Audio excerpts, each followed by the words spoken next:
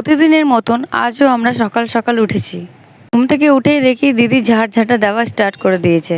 তো তোমরা জানোই তো কদিন ধরে বৃষ্টি পড়ছিল, তো আমাদের মাটির বাড়ি, ওই জন্য ঘর বাড়ি কাদা কাদা হয়েছিল, এই জন্য আমরা মোছামুছি করা স্টার্ট করলাম।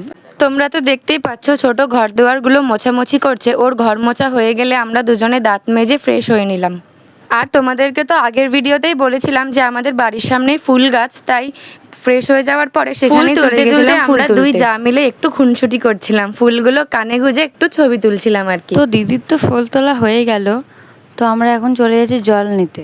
তো জল নেবার জন্য দেখতেই পাচ্ছ যে আমরা এখন বেরিয়ে গেছি। আর জানো তো, সকাল সকাল জল আনতে যাওয়ার আরও একটা কারণ আছে। আমরা যে জায়গাটাতে জল ভরতে চাই সেখানকার পরিবেশটা খুব সুন্দর থাকে। যেহেতু আমরা সকাল সকালই যাই জল আনতে, আর সকালবেলার পরিবেশটাও খুব সুন্দর থাকে। আর সেখানে চারিদিকে খালি গাছপালা আর গাছপালা, তাই সেখানে জল ভরতে যেতে সকাল সকাল আমাদের খুব ভালো লাগে। তো দিদির তো জল ভরা হয়ে গেল, তো আমরা এখন বাড়ি যাচ্ছি।